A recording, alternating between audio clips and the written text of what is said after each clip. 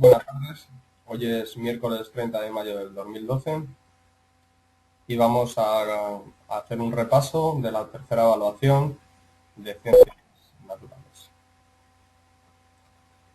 Como en repasos anteriores, vamos a hacer un breve repaso del examen correspondiente a la tercera evaluación, ya que algunas de las preguntas pueden ser similares a las que aparezcan en el examen global de junio, y también vamos a hacer un ejercicio de repaso, en este caso va a ser de formulación.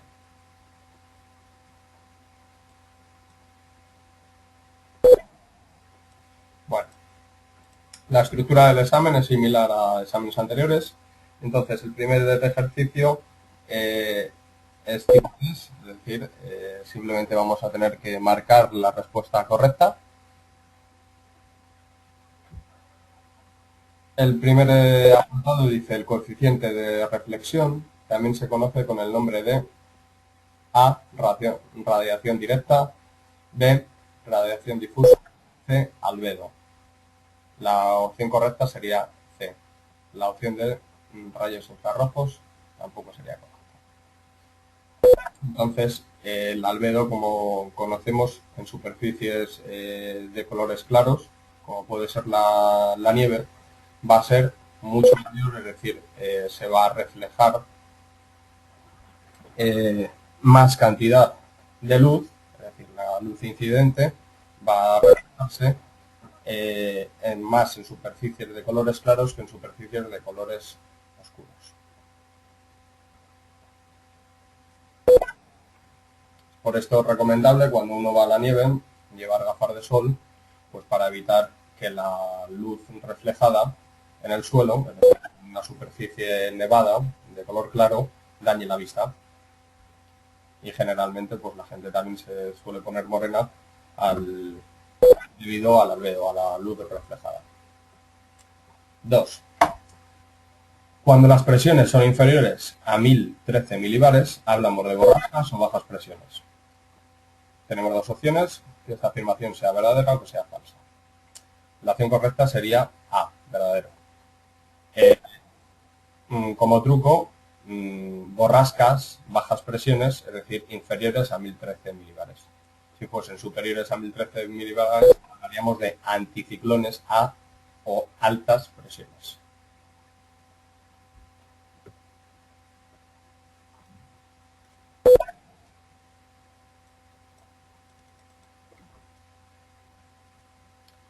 Tres. Una línea trazada sobre un mapa meteorológico con la que se unen puntos donde la presión atmosférica tiene el mismo valor se denomina A, isoyeta. Deberíamos descartarla, puesto que sería una línea trazada sobre un mapa meteorológico con la que se unen puntos donde las precipitaciones a lo largo de un tiempo tienen el mismo valor. Es decir, sería el equivalente, pero para precipitaciones. Inversión térmica, que nada tiene que ver con esta definición anterior.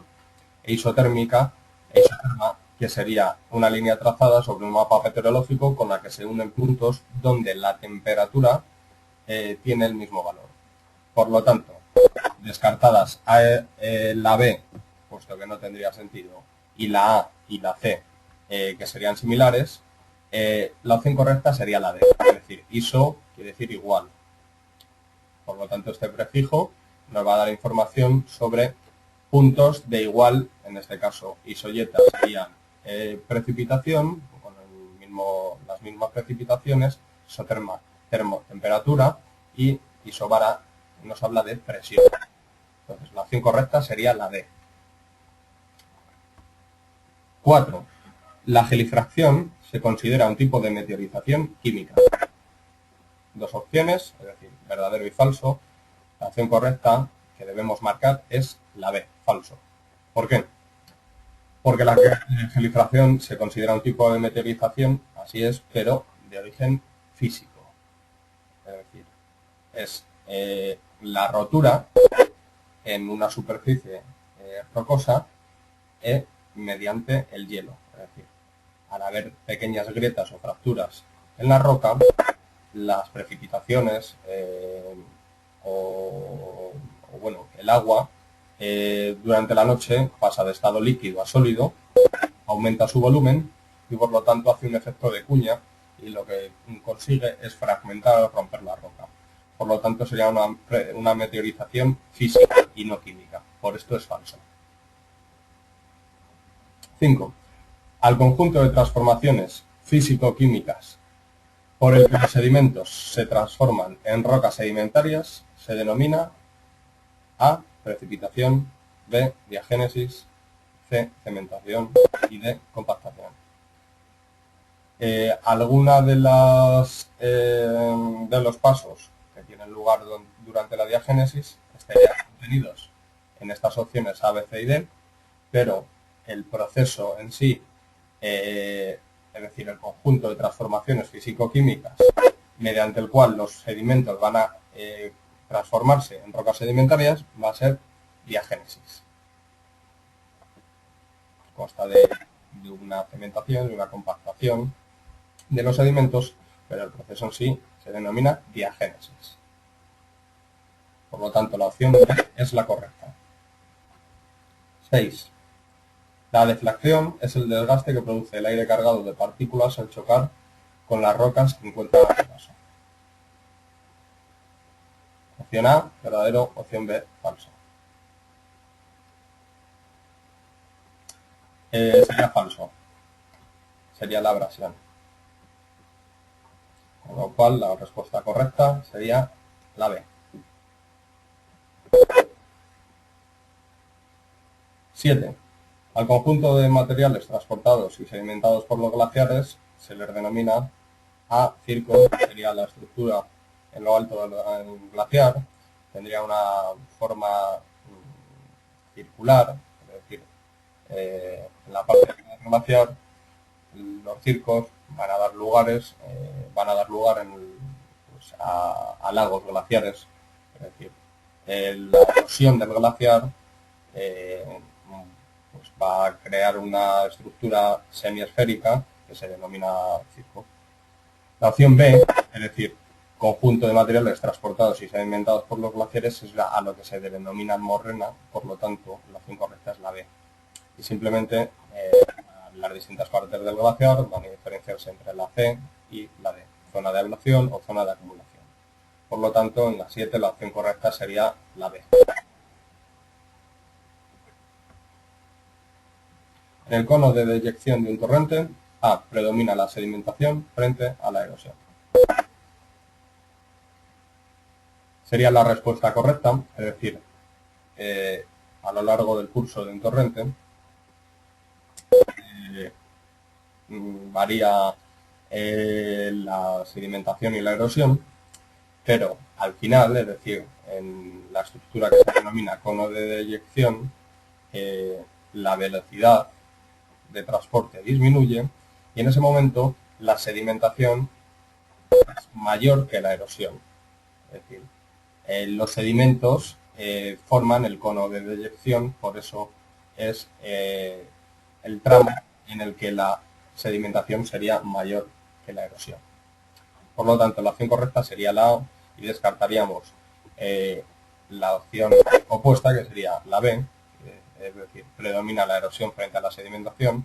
Esto sería en el tramo superior de un torrente. Y la opción C, erosión y sedimentación son iguales. 9. La parte de la costa que se adentra de forma aguda en el mar recibe el nombre de A. Estuario, B. Ensenada, C. Cabo y D. Golfo. La opción correcta sería cabo, mientras que se podría dudar con el golfo, que sería una estructura que sería, por decirlo de alguna manera, opuesta. Es decir, el mar quedaría adentrado en la costa.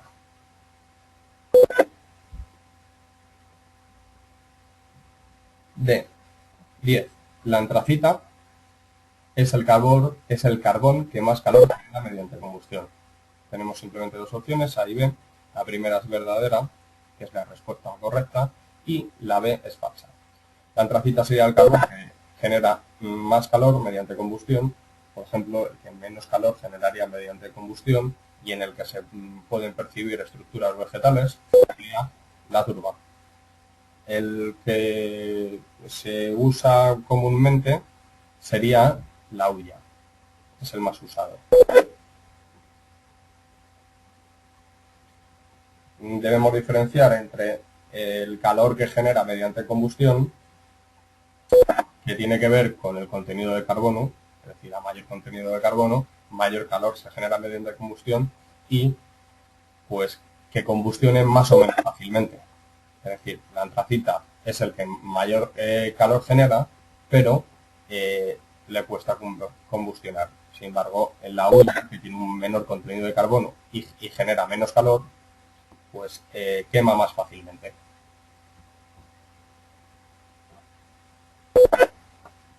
Bueno, con esto habríamos concluido el ejercicio 1 y el ejercicio 2 tenemos dos opciones. Es decir, en la opción A deberíamos completar las dos, pero en la opción A simplemente tendríamos una pregunta que es un poquito de desarrollo, que puede aparecer también en el examen de julio, o preguntas similares. Entonces, nos habla de que citemos y expliquemos brevemente los cambios de estado de la materia.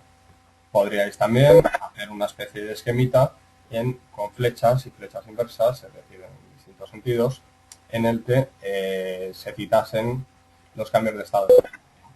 Vaporización o ebullición sería el paso del estado líquido al estado gaseoso. En el caso del agua, se lleva el punto de ebullición, sería 100 grados. Entonces, el agua pasaría de estado líquido a estado gaseoso. Cristalización o sublimación inversa sería el paso de estado gaseoso a estado sólido, es decir, de gas a sólido. Fusión o derretimiento sería el paso de estado sólido a estado líquido. Licuación o condensación sería el paso de estado gaseoso a estado líquido. Congelación o solidificación sería el paso de estado líquido al estado sólido, es decir, de líquido a sólido. Sublimación es el paso del estado sólido al estado gaseoso. Tienen la propiedad de pasar de estado sólido a estado gaseoso sin pasar previamente al líquido de ciertas sustancias, como pueden ser la naftalina, el azufre, el yodo o el alcanfor. Bueno, esta era una cuestión meramente teórica y la opción B sería un problemilla, creo que bastante sencillo. Entonces, pues simplemente era un problema en el que había que tener en cuenta la concentración en tanto por ciento. Una botella tiene 1500 gramos de agua azucarada. Sabemos que el tanto por ciento del azúcar es el 60%. Y nos pide que calculemos cuántos gramos de azúcar contiene.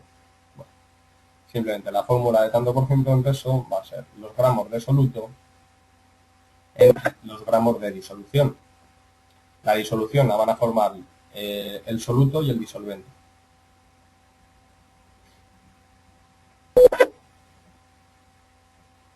En este caso, lo que nos están pidiendo son los gramos de soluto, ya que nos piden cuántos gramos de azúcar contiene. El disolvente sería el agua y la disolución agua azucarada. Por lo tanto, como nos dan 60%, nos están dando un dato que es el tanto por ciento en peso. La incógnita que debemos hallar serían los gramos de soluto y tenemos los gramos de disolución, es decir, 1500 gramos de agua azucarada. Simplemente tenemos que tener en cuenta que esto queda aquí multiplicado por 100, puesto que nos hablan de un porcentaje. Al despejar la X, el resultado serían 900 gramos de azúcar.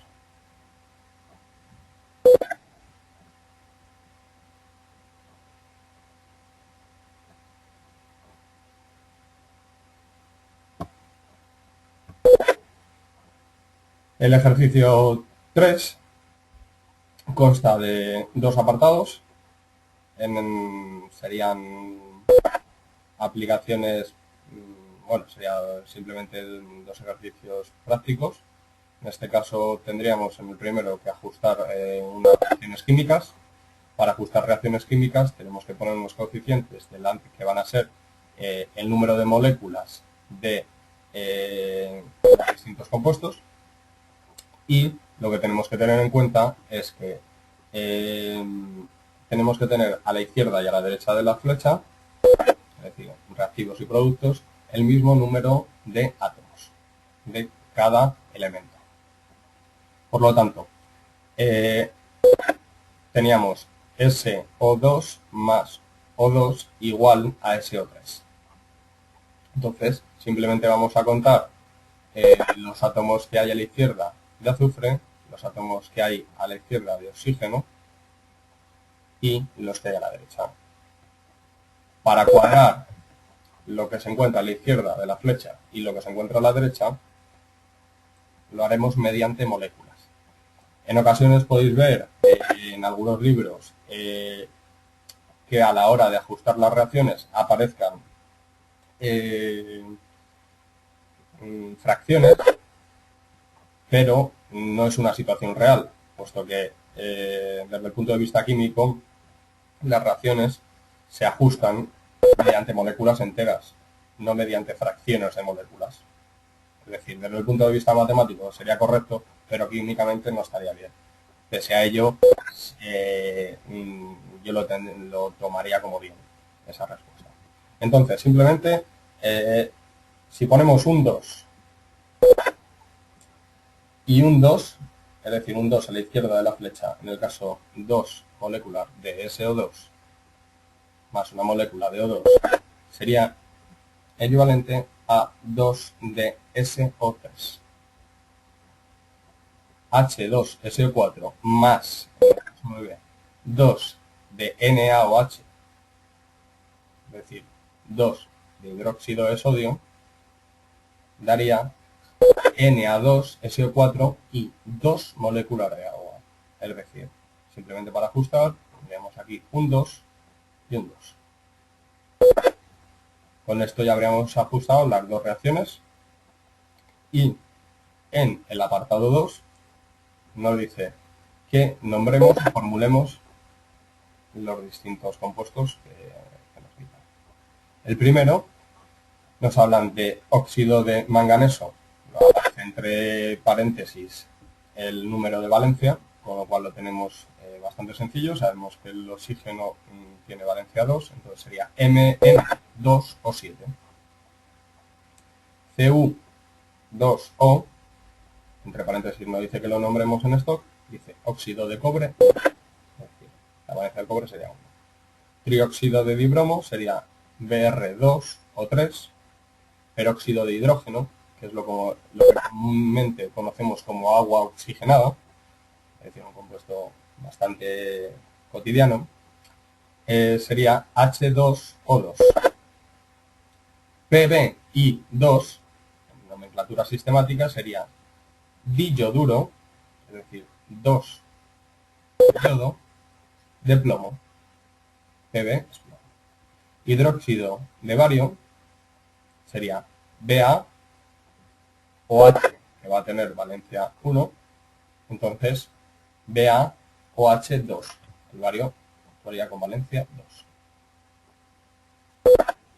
H3PO4, en nomenclatura tradicional, es lo que comúnmente se conoce como ácido fosfórico o ortofosfórico. Haría bien cualquiera de las dos. El monoclorato 1 de potasio sería el KClO. El sulfuro de hierro 2 sería FeS.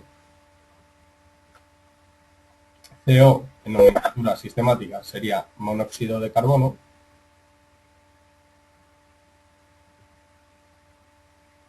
Que es lo que en las antiguas estufas de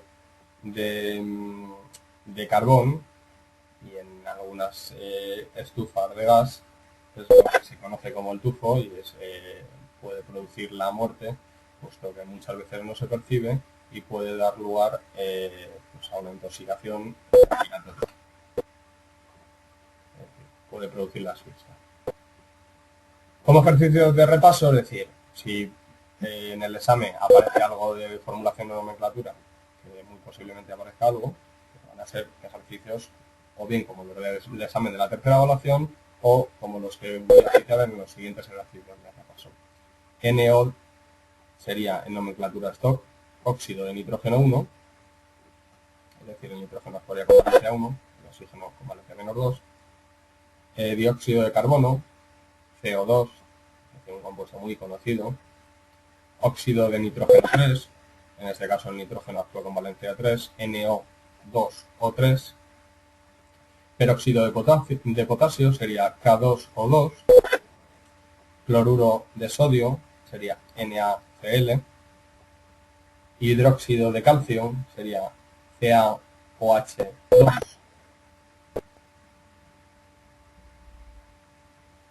H2MnO4, nomenclatura sistemática sería tetraoxomanganato, sin la valencia 6, de hidrógeno, NH3, un compuesto que todo el mundo conoce, en nomenclatura tradicional se denomina amoníaco, H2SO4, todo el mundo habrá oído hablar en lo que en nomenclatura tradicional se denomina ácido sulfúrico, el ácido hipoyodoso es HIO, CaCO3, también es conocido, en nomenclatura tradicional o stock sería el carbonato de calcio, CuO, en nomenclatura tradicional sería el óxido úrico. Bueno, con esto doy por concluido el repaso de la tercera evaluación. Sin más me despido y bueno, estudiar todo lo que podáis para el examen del sábado y nada, tratar de ir tranquilos, tratar de repasar estos días que os quedan los contenidos similares a los de los exámenes de la primera, segunda y tercera evaluación, porque va a ser muy similar a lo que aparezca en el examen en global de junio y nada, suerte. Bueno, hasta luego.